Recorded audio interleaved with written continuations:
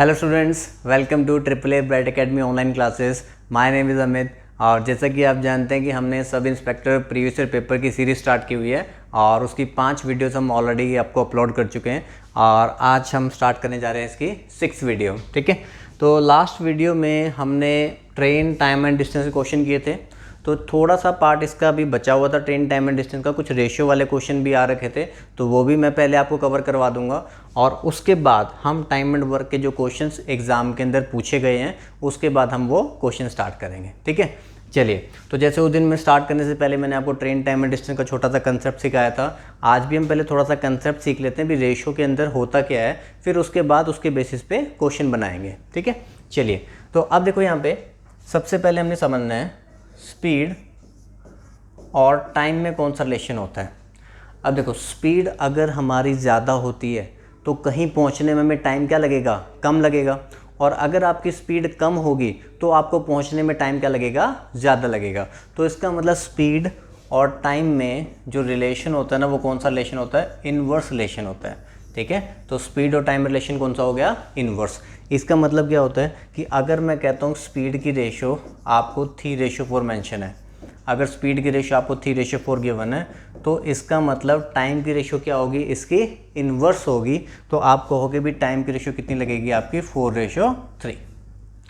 Clear हो गया point सभी को कि अगर स्पीड की रेशियो में दे रखी है 3:4 है, तो टाइम की रेशियो हमारे पास क्या बन जाएगी, 4:3 बन जाएगी। ठीक है, चलिए। तो आप देखिए स्पीड और टाइम में जैसे हमारे पास ये रिलेशन आ गया, ऐसे ही अगर हमें स्पीड और डिस्टेंस में रिलेशन देखना हो, ठीक है, स्पीड और डिस्टेंस में रिलेशन, अगर हमारी स्पीड ज़्यादा होगी तो हम डिस्टेंस भी क्या कवर करेंगे, ज़्यादा कवर करेंगे। अगर हमारी स्पीड कम होगी तो डिस्टेंस भी क्या कवर होगा, कम कवर होगा। तो इसका मतलब स्पीड और डिस्टेंस में सीधा सीधा रिलेशन होता है, डायरेक्ट रिलेशन। स्पीड ज़्यादा तो डिस्टेंस भी ज़्यादा कवर कर रहे हैं, स्पीड कम तो डिस्टेंस भी कम कवर कर रहे हैं। तो स्पीड और डिस्टेंस में सीधा रिलेशन होता है, मतलब डायरेक्ट रिलेशन।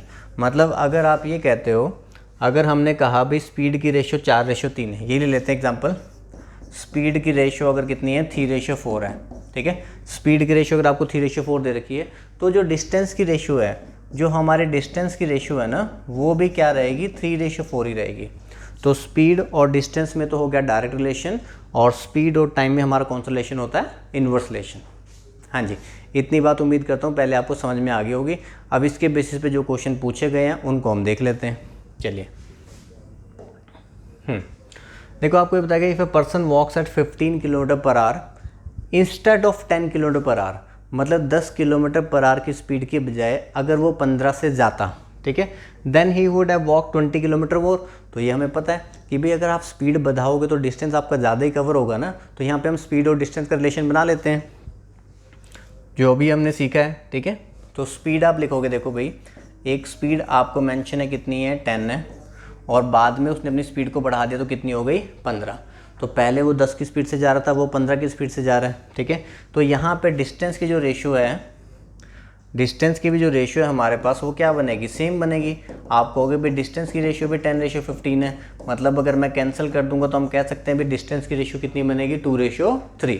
तो आपको ये बताया गया क्वेश्चन में कि a person walk at 15 kilometre per hour instead of 10, 10 की बजाय अगर वो 15 से जाए, he would have walked 20 kilometre more, तो वो 20 किलोमीटर ज़्यादा डिस्टेंस कवर कर लेगा।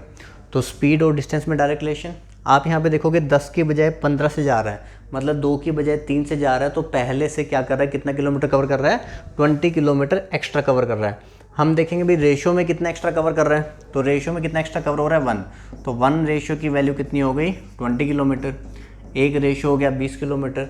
हमसे पूछा क्या गया, find the actual distance covered by him. ठीक है, तो एक्चुअल डिस्टेंस उसका ओरिजिनल डिस्टेंस मतलब 2 रेशियो, तो 2 रेशियो हमारे पास कितना हो जाएगा, 40 किलोमीटर। ठीक है, तो 40 किलोमीटर हमारा आंसर।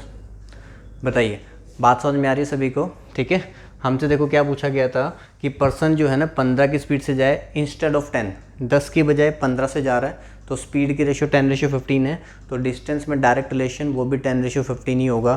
तो आपने रेशियो बना दी 2:3। तो अब वो 15 किलोमीटर, 15 नहीं सॉरी 20 किलोमीटर वो ज़्यादा ट्रैवल कर रहा है। रेशियो में कितना ज़्यादा ट्रैवल कर रहा है, 1। तो 1:20 किलोमीटर, तो 2 रेशियो हम निकाल लें, कितना आ जाएगा, 40 किलोमीटर। ठीक है जी, चलिए आगे बढ़ते हैं। अ train cover a certain distance in 1 hour 20 minutes। Train जो है 1 घंटा 20 मिनट में कुछ डिस्टेंस कवर कर रही है। If it run at speed of 60 kilometre per our, और पहले जो उसकी स्पीड थी ना वो कितनी थी, 60 थी।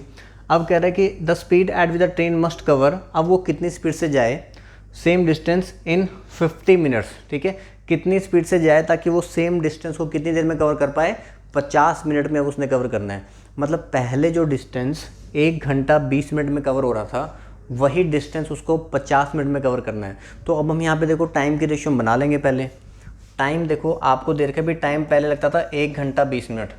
1 घंटा 20 मिनट मतलब कितने होते हैं, 60 + 20 कितना हो जाएगा, 80 मिनट्स, ठीक है। और यहाँ पे आपके पास दूसरा जो टाइम है वो कितना है, 50 मिनट्स। मतलब कि पहले 80 मिनट लग रहे थे और अब कितनी देर में पहुँचना है, 50 मिनट में पहुँचना है। तो हमें पता है भैया स्पीड बढ़ानी पड़ेगी, 80 की जगह 50 पे जाना तो स्पीड को तो बढ़ाना ही पड़ेगा। तो टाइम की रेशियो आपके पास यहाँ से क्या बन गई, 8:5।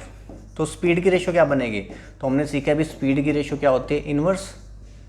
अगर टाइम की रेशियो आपकी 8:5 बन रही है तो स्पीड और टाइम इन्वर्स रिलेशन, तो स्पीड कितनी हो जाएगी, 5:8।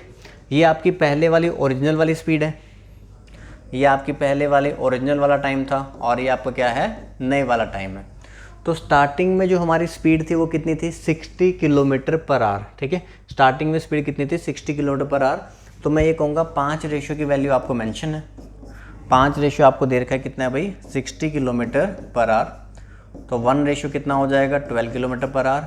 8 रेशियो मुझे फाइंड करना है तो कितना हो जाएगा, 96 किलोमीटर पर आवर। तो ये हमारा आंसर होगा, ठीक है जी, बात समझ पाए। तो देखो जहाँ पे आपका रेशियो कंसेप्ट लगता है ना, वहाँ पे ये वाले क्वेश्चन बहुत इजीली बन जाते हैं, ठीक है। आपको 2 स्पीड मेंशन हो, आपको 2 टाइम के बारे में बता रखा हो, आपको डिस्टेंस के बारे में बता रखा हो, स्पीड का टाइम के साथ रिलेशन बना लो, स्पीड का डिस्टेंस का रिलेशन बना लो, तो कैसे भी हम क्वेश्चन को कर सकते हैं। हमने यहाँ पर देखा पहले वही डिस्टेंस कवर करने में 80 मिनट लग रहे थे, अब वही डिस्टेंस हमें कवर करना है कितनी देर में, 50 मिनट में। तो टाइम की रेशियो बना ली 8:5, स्पीड की रेशियो इसकी हो जाएगी इन्वर्स, तो कितनी हो जाएगी, 5:8 हो जाएगी। तो पहले पुरानी वाली स्पीड कितनी थी, 60 थी, तो हमने कहा 5 रेशियो की वैल्यू कितनी, 60। 1 रेशियो कितना हो गया, 12। तो नई वाली रेशियो 8 रेशियो कितना हो जाएगा, 96 किलोमीटर पर आवर, ठीक है जी। चलिए आगे देखते हैं। देखो ये वाला क्वेश्चन ना काफ़ी बार एग्जाम में आता है, थोड़ी थोड़ी वैल्यूज़ को बदल देता है, बाकी क्वेश्चन में कोई चेंज नहीं करता, बस कुछ ना कुछ थोड़ी थोड़ी वो वैल्यूज़ को क्या कर देता है, चेंज कर देता है। यहाँ पे देखो क्या कह रहा है, bye travelling eight speed of 2.5 kilometre per our. अगर मैं 2.5 किलोमीटर पर आवर की स्पीड से जाता हूँ, student gets late for the school by 6 minute. 2.5 की स्पीड से जाता है तो स्टूडेंट 6 मिनट से लेट हो जाता है, ठीक है। Bye travelling eight speed of 3 kilometre per hour, मतलब 2.5 के बजाय कितने से जाए, 3 से जाए, तो वो सिर्फ कितनी देर से लेट हो रहा है, लेट नहीं हो रहा, जल्दी पहुंच जा रहा है।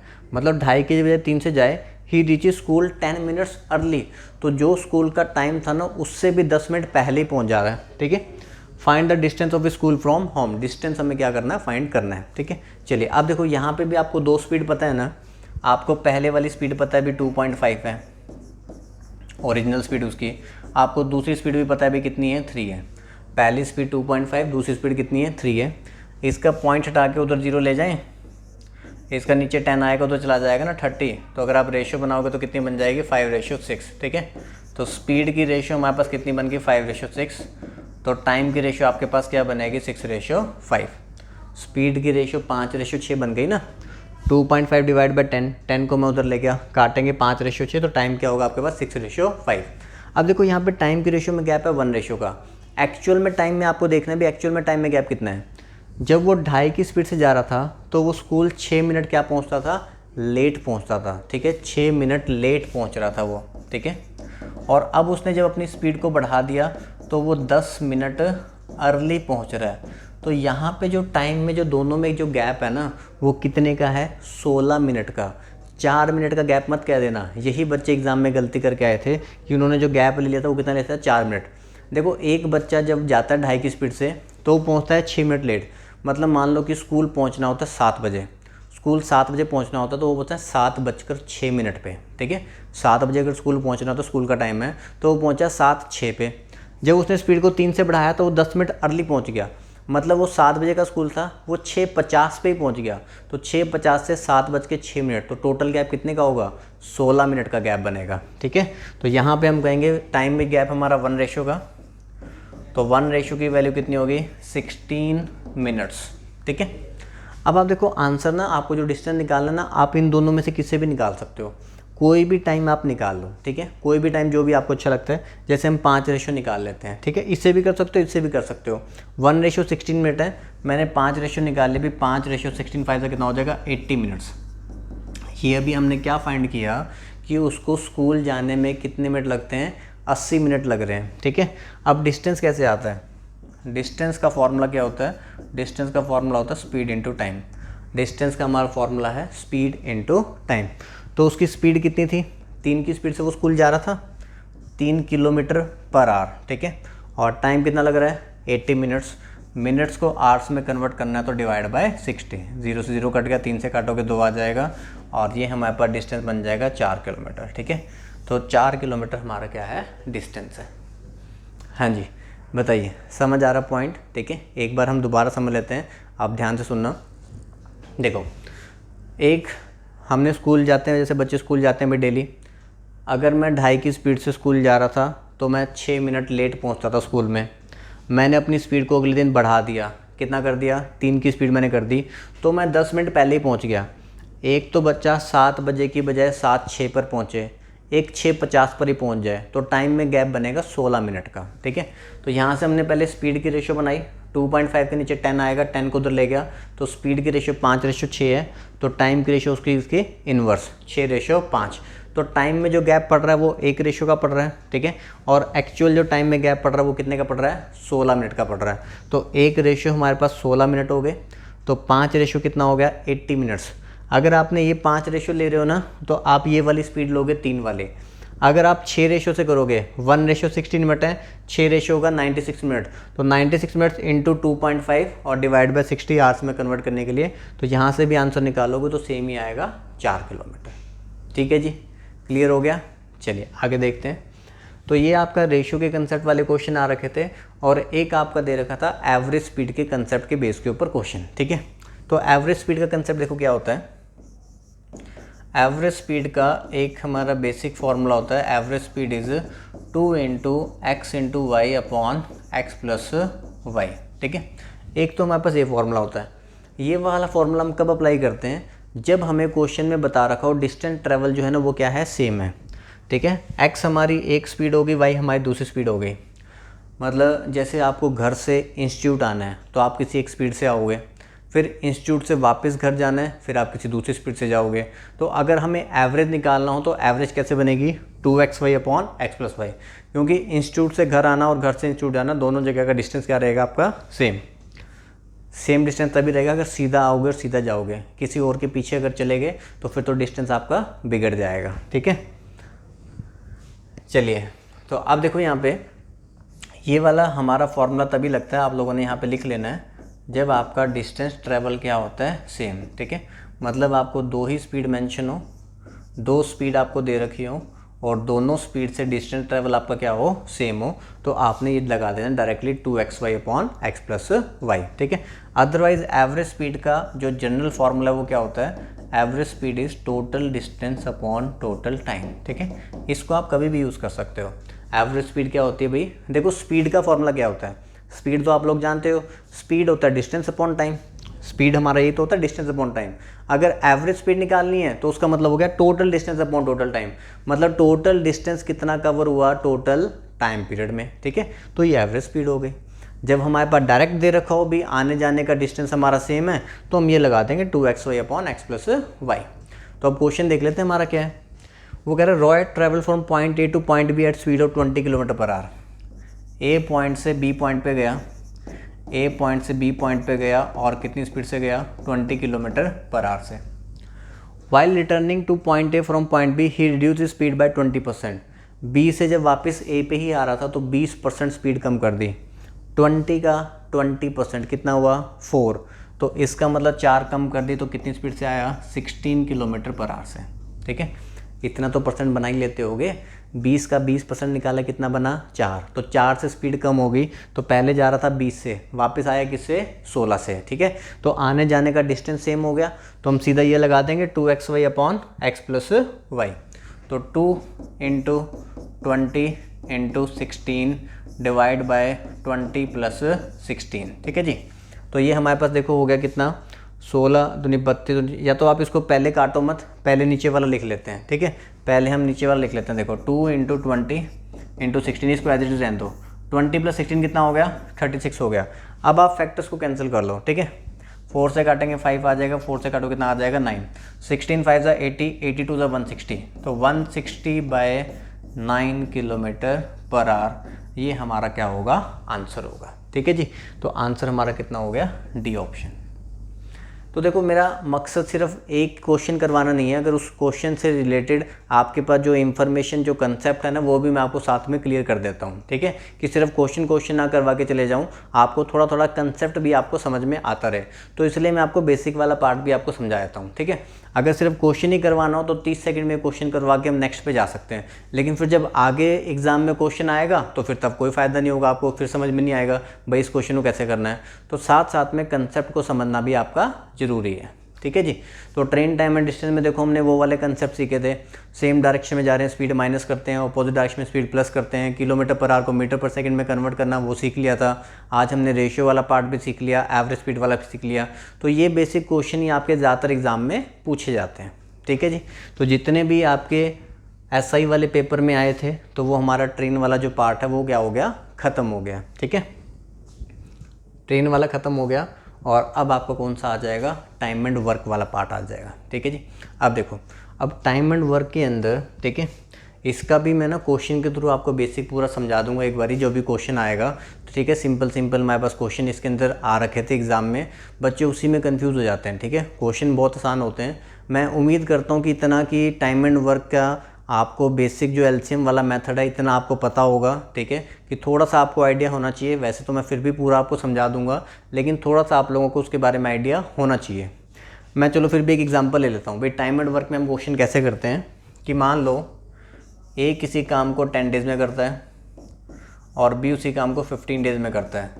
ये होता है इनका काम करने का टाइम टेकन, कि एक काम को करने के लिए कौन कितना कितना वक्त लगा रहा है, ठीक है। क्वेश्चन में अगर हमें ये दे रखा है भी A किसी काम को 10 दिन में करता है और B उसी काम को 15 दिन में करता है, तो ये क्या है इनका टाइम टेकन, ठीक है। फिर हम क्या करते हैं, 10 और 15 का हम LCM ले लेते हैं, ठीक है। 10 और 15 का LCM होता है लीस्ट कॉमन मल्टीपल, ठीक है।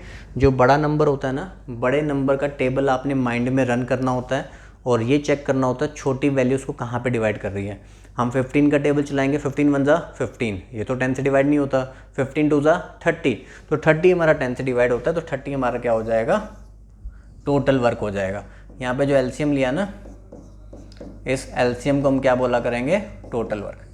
तो क्वेश्चन में हमें ये दे रखा था भाई A किसी काम को 10 दिन में करता है, B उसी सेम काम को 15 दिन में करता है। तो 10 और 15 का हमने LCM ले लिया, 30 हमारे पास क्या आ गया, टोटल वर्क। और उसके बाद हम फाइंड कर लिया करेंगे 1 डे वर्क, ठीक है। इसके बाद हम फाइंड क्या करेंगे, 1 डे वर्क।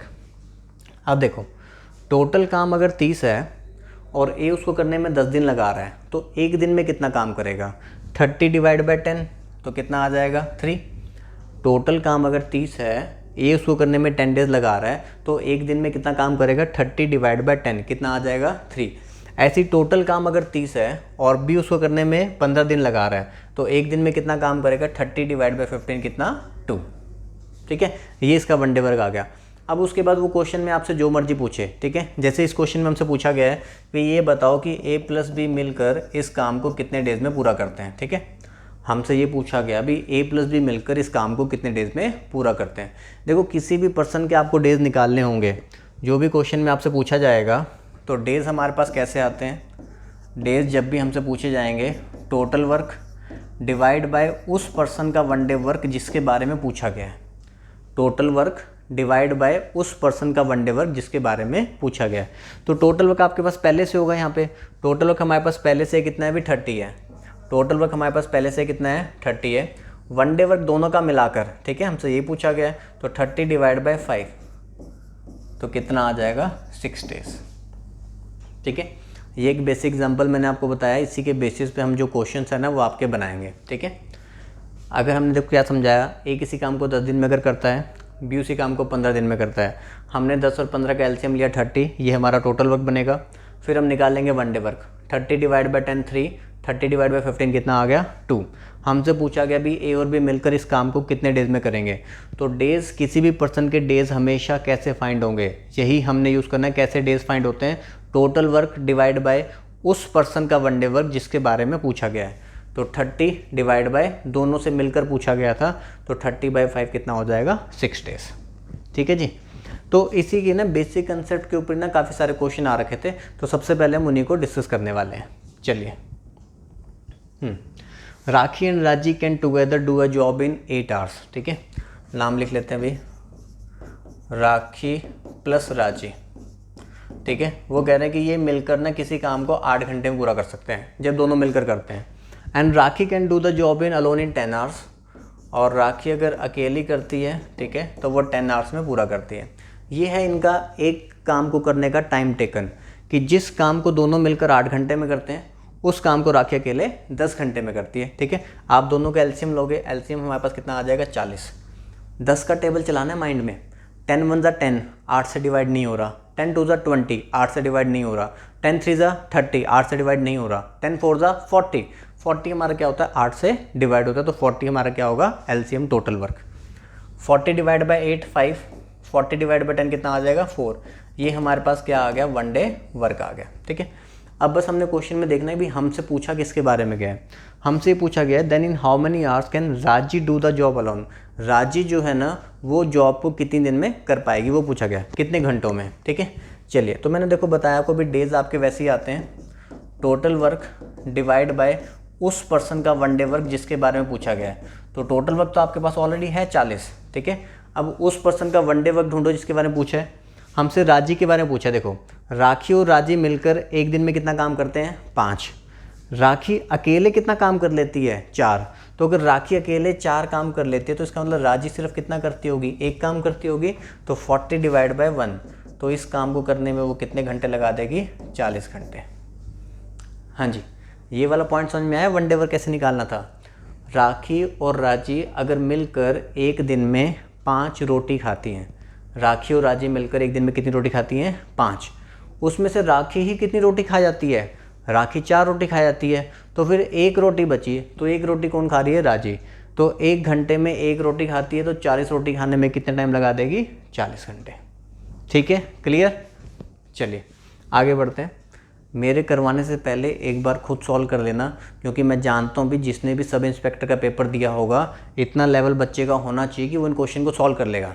देखो, जो नए हैं बिल्कुल या फिर जिन्होंने तैयारी नहीं की होगी उनको तो मैं सिखा ही रहा हूँ, लेकिन जिन्होंने सीख रखा है वो खुद से बना लिया करो। ठीक है, तो 10 सेकंड का टाइम है, फटाफट से बना लो एक बार खुद से।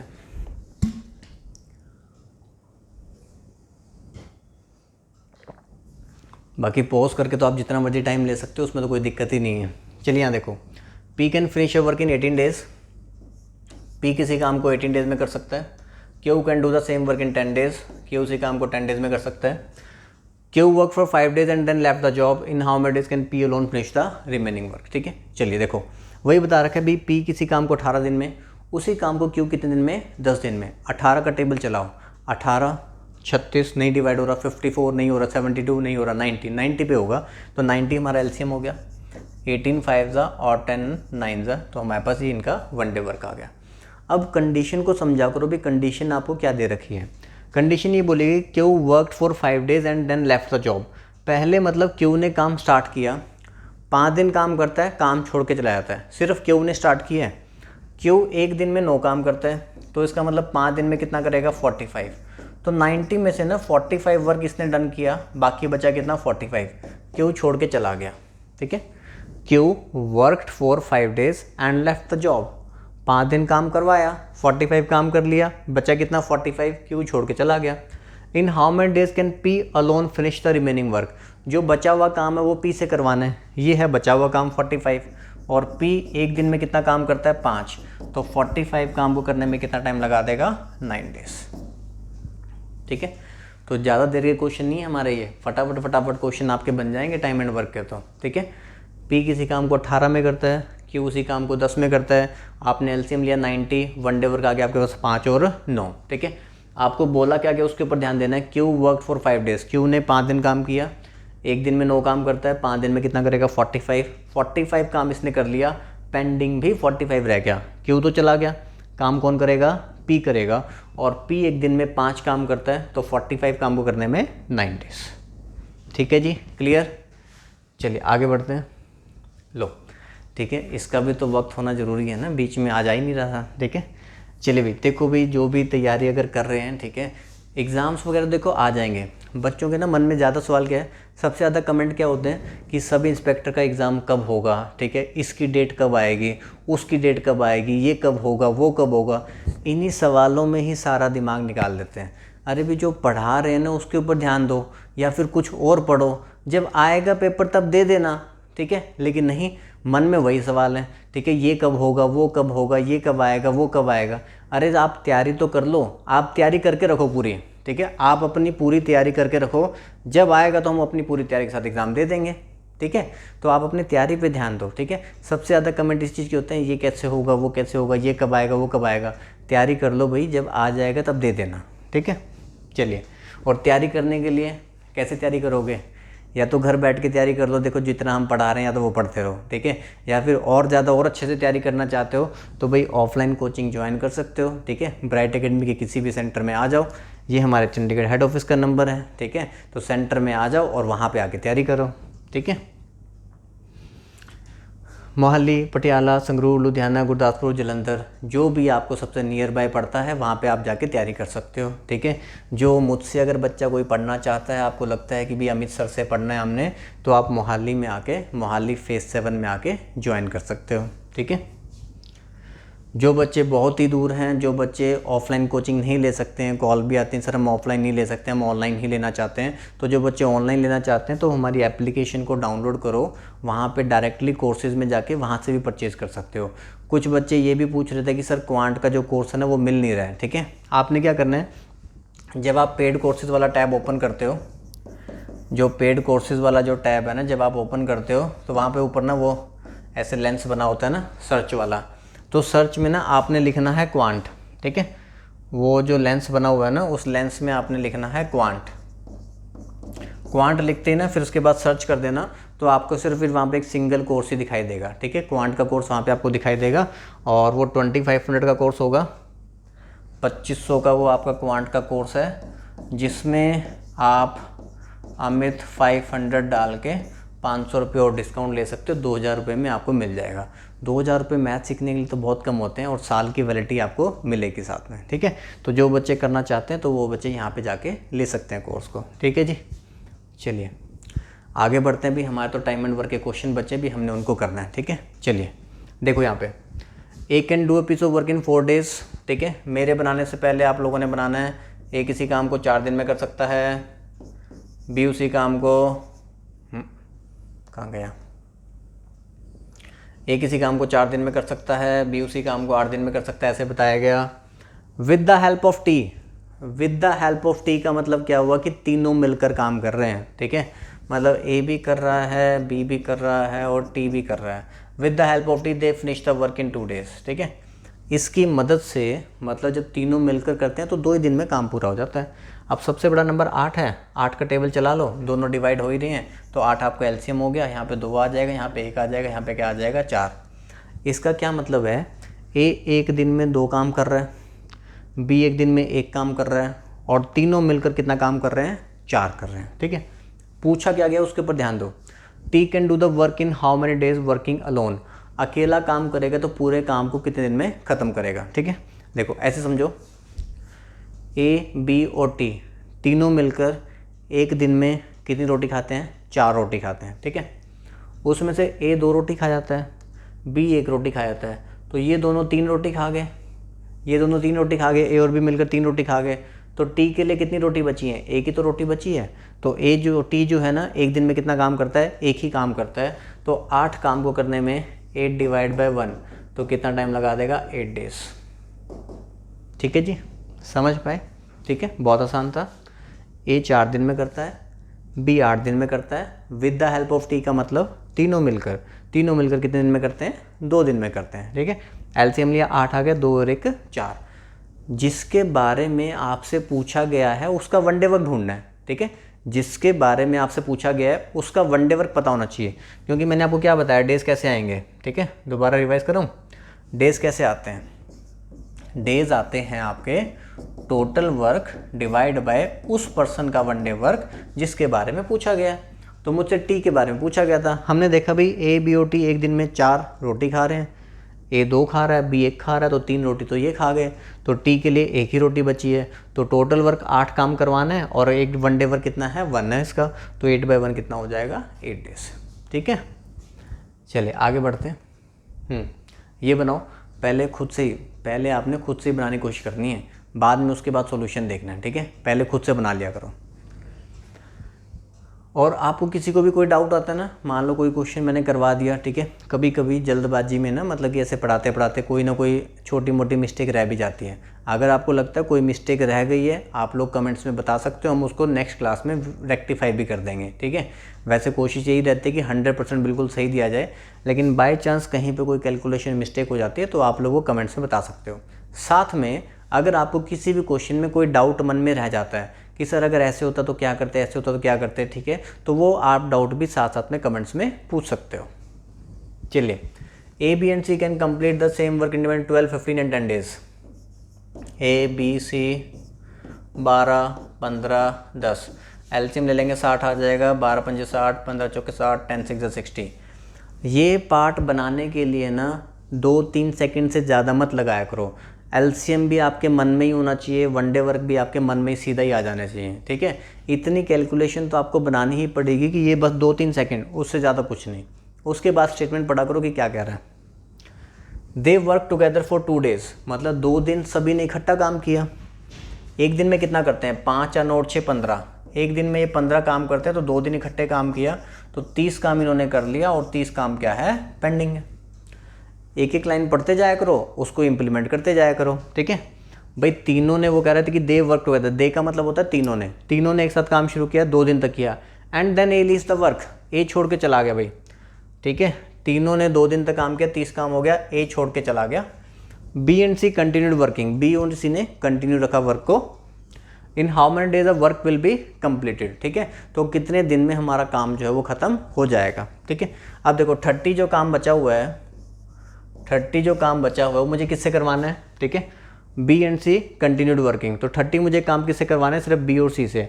बी और सी एक दिन में देखो कितना करते हैं, 6 + 4 कितना हो गया 10, तो 30 डिवाइड बाय 10, तो कितना हो जाएगा 3 डेज। ठीक है, अब देखो इस चीज़ का भी थोड़ा ध्यान रखना, उसने क्या कहा, इन how many days the work will be completed. यहाँ पे रिमेनिंग वर्ड नहीं लिखा हुआ। अगर उसने ये पूछा होता ना भी रिमेनिंग वर्क कितने दिन में ख़त्म हो जाएगा, तो रिमेनिंग वर्क पूछा होता तो मैं कहता भी 3 दिन में ख़त्म हो जाएगा, लेकिन उसने सिर्फ ये लिखा है इन how many days work will be completed, काम कितने दिन में ख़त्म होगा। तो 3 दिन ये और 2 दिन जो उन्होंने पहले किया था, तो 3 + 2 काम कितने दिन में ख़त्म होगा, 5 डेज में। ठीक है जी, इस चीज़ का भी आप लोगों ने ध्यान रखना है कि आपसे रिमेनिंग पूछा गया है कि टोटल पूछा गया है। ठीक है, रिमेनिंग जब भी पूछा जाएगा तो वो वर्ड उसको मेंशन करना पड़ेगा। अगर रिमेनिंग वर्ड मेंशन नहीं है दैट मीन्स टोटली पूछ रहा है। ठीक है, दोबारा मैं समझा देता हूँ। ए 12 दिन में, बी 15 दिन में, सी 10 दिन में, एलसीएम 60 आ गया, 5 4 और 6। ठीक है, अब यहाँ पे उसने बोला दे वर्क टुगेदर, तीनों एक साथ काम कर रहे हैं, 2 दिन तक काम किया, एक दिन में करते हैं 15, 2 दिन में कितना करेंगे 30 काम कर दिया स्टार्टिंग के 2 ही दिन में, बचा कितना 30। ए छोड़कर चला गया, काम कौन करेगा, बी और सी मिलकर एक दिन में कितना काम करते हैं 10, तो इस 30 काम को करने में कितने दिन लगा देंगे, 3 दिन। रिमेनिंग वर्क पूछा होता बी और सी कितने में करते हैं, आप कहते भी 3 दिन आंसर है। हमसे पूछा गया इन how many days work will be completed, काम कितने दिन में ख़त्म होगा, तो 3 दिन ये, 2 दिन पहले वाले, तो कितना हो गया 5 दिन। ठीक है जी, चलिए आगे बढ़ते हैं। पहले खुद से बनाने की कोशिश करो। ठीक है, मैंने तो फिर बनवा ही देना है आंसर।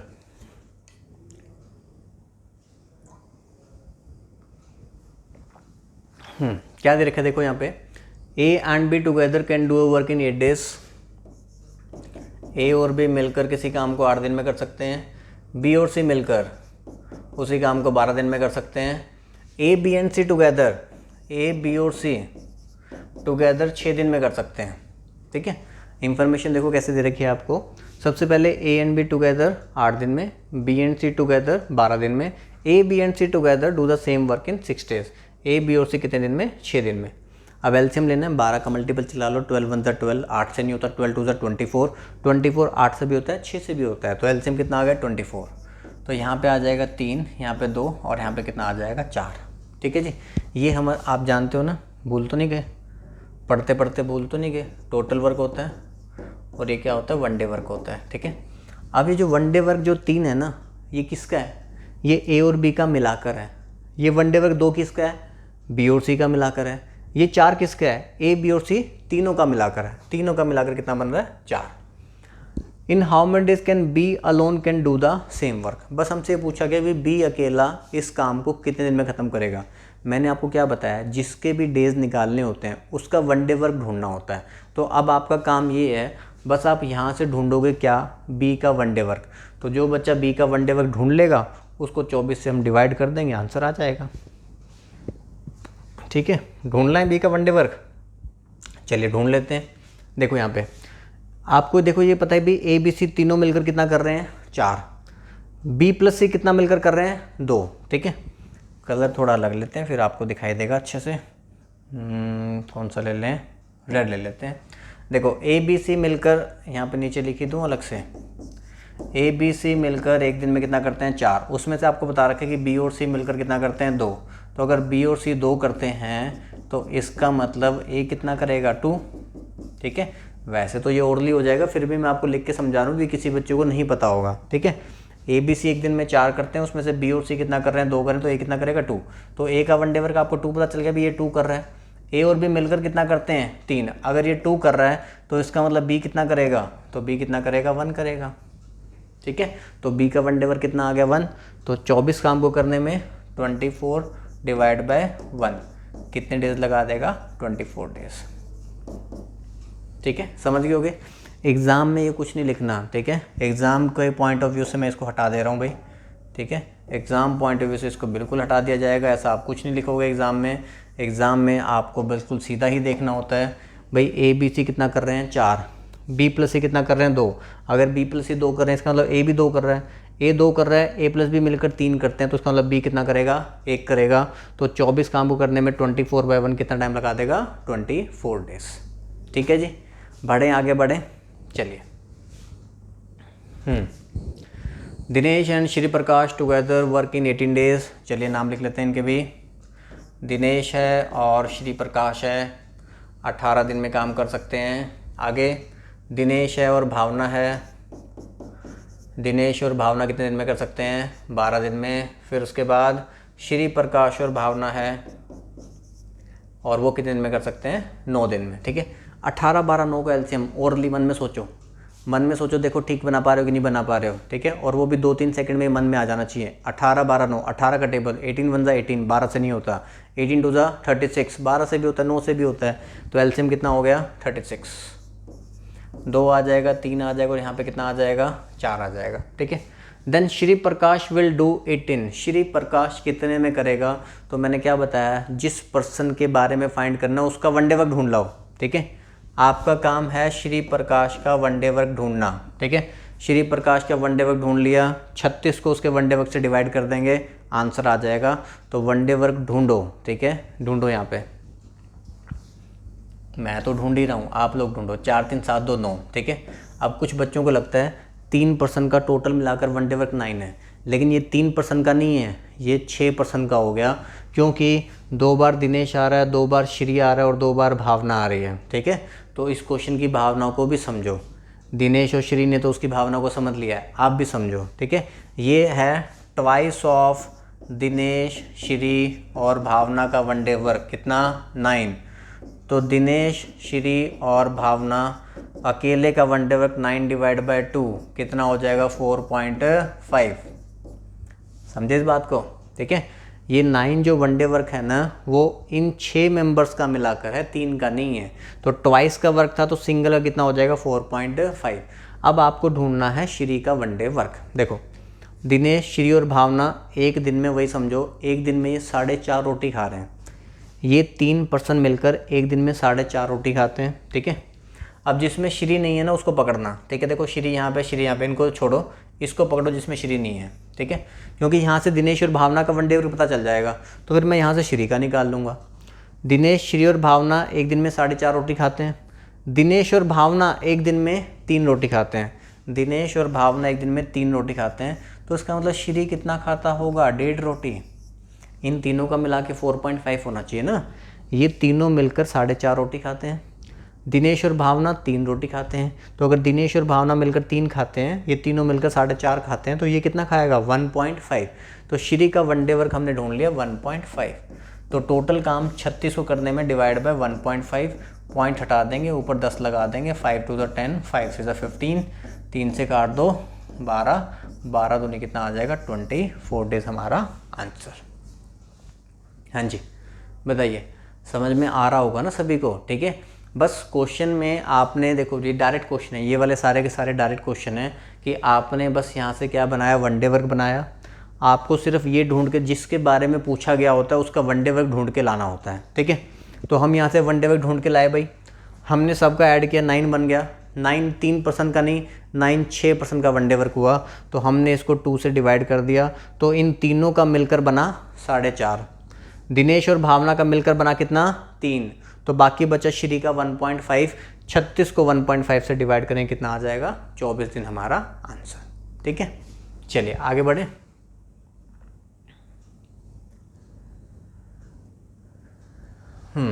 ठीक है जी, ये बनाइए, X and Y can do a piece of work in 30 days and 10 days respectively.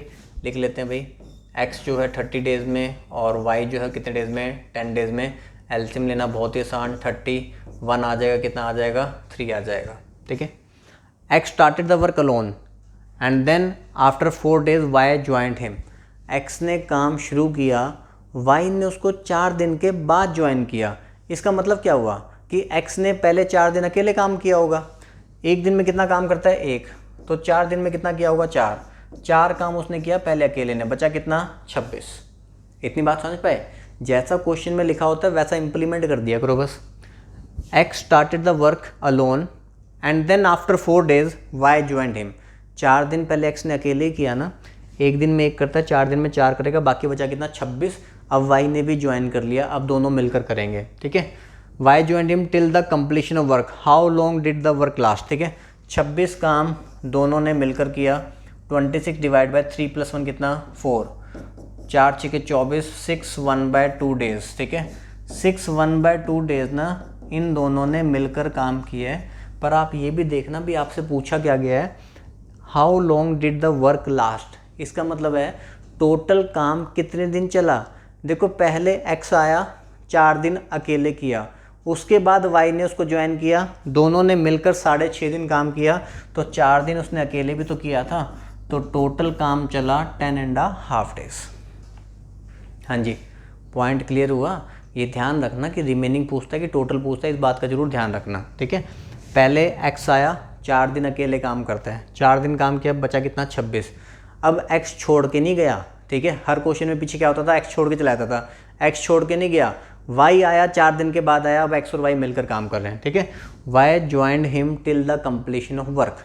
काम बचा 26, दोनों मिलकर करेंगे। अब 26/4, 6.5 डेज दोनों ने मिलकर किया, 4 दिन अकेले किया, तो टोटल काम 10.5 डेज। ठीक है जी, चलिए आगे बढ़ते हैं।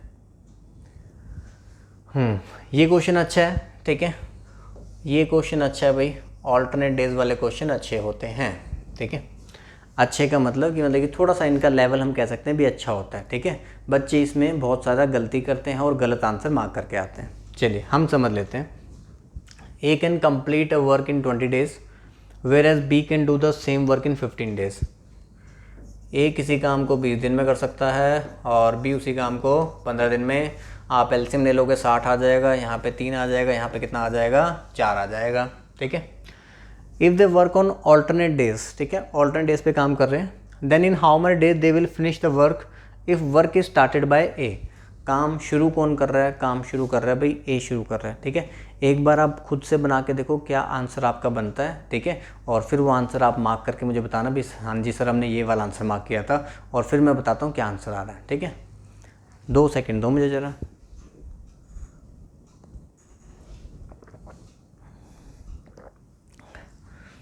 पॉज करके बना लिया होगा आप लोगों ने। चलिए देखें यहाँ पे, देखो भाई, ए किसी काम को 20 में करता है, बी उसी काम को 15 में, एलसीएम 60 आ गया, 3 आ गया, 4 आ गया। वो ऑल्टरनेट डेज पे काम करें। ऑल्टरनेट डेज का मतलब ये होता है पहले दिन फर्स्ट डे आके कौन काम करेगा, ए करेगा 3।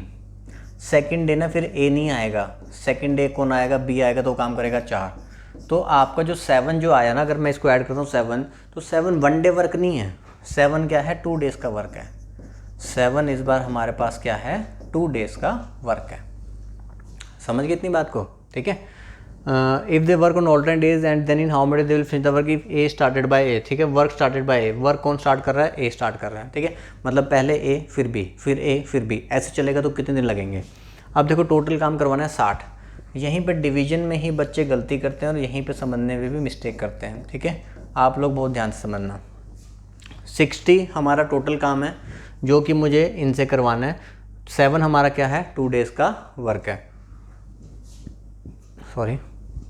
तो 60 डिवाइड बाय 7, ठीक है। अब हम देखो 7 से हम डिवाइड करेंगे इसको। जब आप 7 से डिवाइड करोगे आपने देखना होता है वैल्यू कहाँ तक कंप्लीटली इसको कैंसिल कर सकती है, ठीक है। 7 8 ज़ा 56, मैं 7 9 ज़ा 63 पे तो नहीं जा सकता ना, जहाँ तक मैक्सिमम कटेगा वहीं तक जाना है। आपने 7 से डिवाइड किया, 7 8 ज़ा कितना हुआ, 56 हुआ, ठीक है। ये जो 7 है ना, ये 1 डे वर्क नहीं है आपका। 7 कितने डेज़ का वर्क है, 2 डेज़ का वर्क है।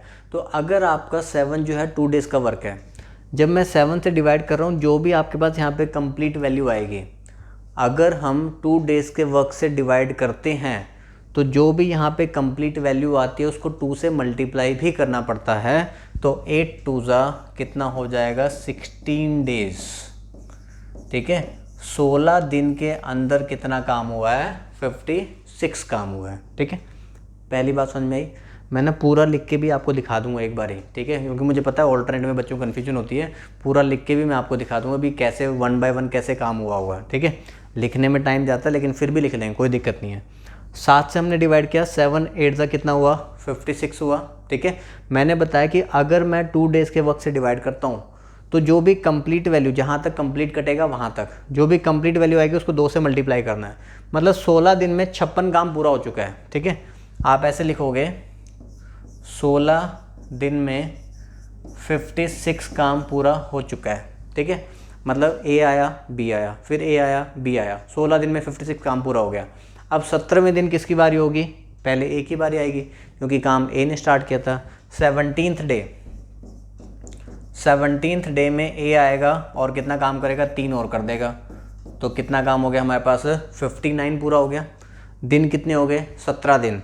17 दिन के अंदर 59 काम पूरा हो चुका है। काम कितना और बचा, एक ही काम बचा हुआ है। बारी किसकी आ रही है, अब इसकी बारी आएगी। ये एक दिन में 4 काम करता है, तो जो एक ही काम बचा हुआ उसको करने में कितना टाइम लगेगा, 1/4। तो 17 1/4 डेज हमारा आंसर होगा, ठीक है। दे रखा है ये रहा। हाँ जी बताइए, बात समझ में आया। मैं जानता हूँ अभी ये बात ना सिर्फ 50% लोगों को ही समझ में आई होगी, ठीक है। जिनको नहीं समझ में आई है उनको मैं फिर से एक बार दोबारा समझाने की कोशिश करता हूँ, ठीक है। यहाँ पे देखो, अगर हम ऐसे चले ना, देखो अगर मान लो कि हमने ना 60 लड्डू खाने, कितने लड्डू खाने हैं, 60 लड्डू खाने भाई, ठीक है। 60 लड्डू खाएंगे। सबसे पहले दिन लेकिन कौन खाएगा, ए खाएगा। पहले दिन वो कितने लड्डू खाएगा, 3। ए आएगा, वो पहले दिन 3 लड्डू खाएगा। अगले दिन ए नहीं आएगा, अगले दिन कौन आएगा, बी आएगा। अब बी की बारी लड्डू खाने की। बी कितने खाएगा, 4। बी कितने लड्डू खाएगा, भी 4 लड्डू खाएगा। 7 लड्डू खा लिए इन्होंने, ठीक है।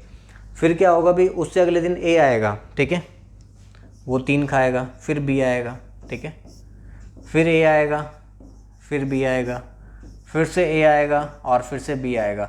हम ऐसे भी देखो काउंटिंग कर सकते हैं, 7 7 14 7 21 7 चौके 28, 28 लड्डू खा लिए इन्होंने, ठीक है। फिर से ए आएगा, फिर बी आएगा, ठीक है।